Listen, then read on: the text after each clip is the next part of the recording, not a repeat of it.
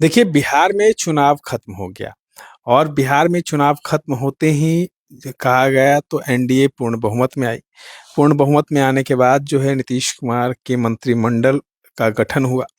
मंत्रिमंडल के गठन होने के बाद जो नीतीश कुमार 2005 से जो विभाग नहीं छोड़ते थे, वो विभाग अब बीजेपी में चला गया। बीजेपी कोटे से उप मुख्यमंत्री सम्राट चौधरी जो है तारापुर से विधायक हैं, वो अब गृह मंत्री हैं। और गृह मंत्रालय जिस दिन उन्होंने पदभार संभाला, उसी दिन बड़ी कार्रवाई हुई। एक बड़े कुख्यात अपराधी का इनकाउंटर किया गया। ये अब कहा जा रहा है कि बिहार में अब योगी मॉडल लागू होगा, क्योंकि अब बिहार में बीजेपी के उप मुख्यमंत्री हैं और गृह मंत्री। हमारे साथ पूर्व आईपीएस अधिकारी अमिताभ कुमार दास हैं। आपके ही विभाग का जुड़ा हुआ मामला है। अब बिहार में बीजेपी जो है वो अब योगी मॉडल लाएगी। गृह मंत्री सम्राट चौधरी बना दिए गए।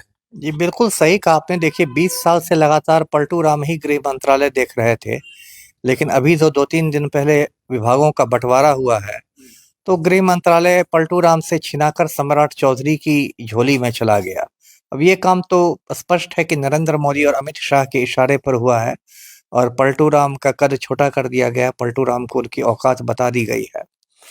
और उसके बाद से सम्राट चौधरी बड़ा जोश में दिख रहे हैं, बड़े-बड़े डायलॉग मार रहे हैं कि बिहार में अपराधियों को छोड़ना पड़ेगा। बिहार पहले भी ऐसे डायलॉग मार चुके हैं कि अपराधियों को हम लोग गया में पिंडदान करवा देंगे वगैरह-वगैरह। ये सब होने वाला कुछ नहीं है। जो भी प्रशासन का बुलडोज़र रहेगा वो सिर्फ़ गरीबों की झोपड़ी पर चलेगा, है ना? बड़े-बड़े माफिया को टच करने की औकात किसी में नहीं है, क्योंकि जो मुख्यमंत्री पलटू राम है, वही माफिया डॉन अनंत सिंह के आज्ञाकारी चपरासी हैं। सम्राट चौधरी भी अनंत सिंह की के आज्ञाकारी चपरासी हैं। इसलिए बड़े-बड़े माफिया पर कुछ नहीं होगा। अनंत सिंह बेऊर जेल से अपने गिरोह का संचालन कर रहा है।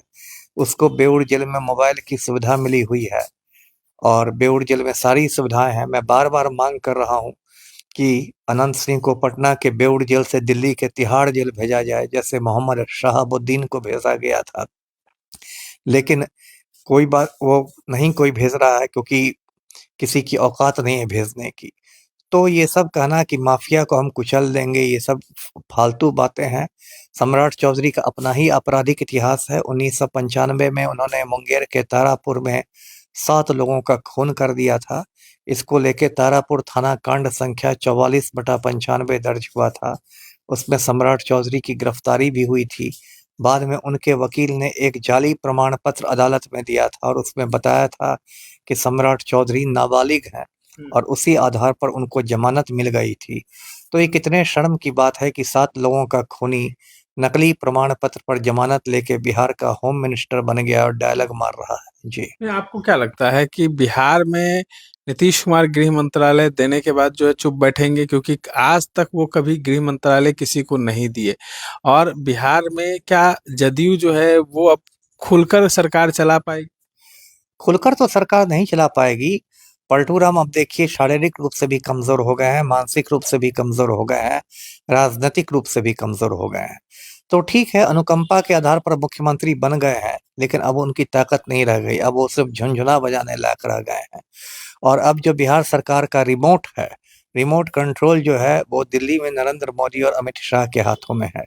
तो वो रिमोट कंट्रोल ही से बिहार सरकार चलाई जाएगी और पलटू राम एक मुखौटा बन के रहेंगे और हो सकता है 8-10 दिन में 8-10 महीने में पलटू राम को घर पर भी बैठा दिया जाए। घर पे बैठा दिए। जी, घर पर भी बैठा एक दिया सवाल जाएगा। ये भी है कि राव एवेन्यू कोर्ट में आज जो है जिस तरीके से राबड़ी देवी ने डिमांड की है कि वहां के जज को है जो है वो बदल दिया जाए, क्योंकि उनकी निष्पक्षता पर सवाल खड़े किए हैं। मैं दर्शकों को बता दूं कि दिल्ली में ये राउज़ एवेन्यू कोर्ट है, दिल्ली में है और वहाँ लैंड फॉर जॉब मामले की सुनवाई चल रही है। लैंड फॉर जॉब मामला ये है कि जब लालू यादव भारत के रेल मंत्री हुआ करते थे, तो उन पर आरोप है कि उन्होंने रेलवे में नौकरियां देने के बदले लोगों से ज़मीन लिखवा ली, लोगों से के की संपत्ति ले ली। इस मामले में सीबीआई ने जांच की थी और लालू को चार्जशीट किया, यानी लालू के खिलाफ आरोप पत्र समर्पित किया। इसमें राबड़ी देवी और तेजस्वी ये लोग भी फंसे हुए हैं और अब उसमें राउज़ एवेन्यू कोर्ट में सुनवाई चल रही, हियरिंग चल रही है। तो वही राबड़ी देवी जो पूर्व मुख्यमंत्री हैं, उन्होंने मांग की है कि जो जज है जिनके बेंच पर सुनवाई हो रही है, वो मतलब पक्षपातपूर्ण काम कर रहे हैं, तटस्थ होके काम नहीं कर रहे हैं, तो इसलिए उनको बदल दिया जाए।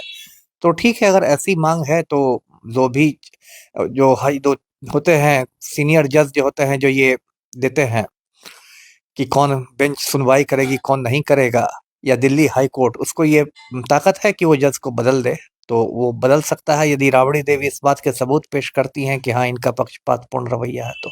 ये तमाम बातों पे चर्चाएं हो रही थी। हमारे साथ पूर्व आईपीएस अधिकारी अमिताभ कुमार दास थे। इस तरह के तमाम अपडेट्स के लिए बने रहे इनसाइडर लाइव के साथ।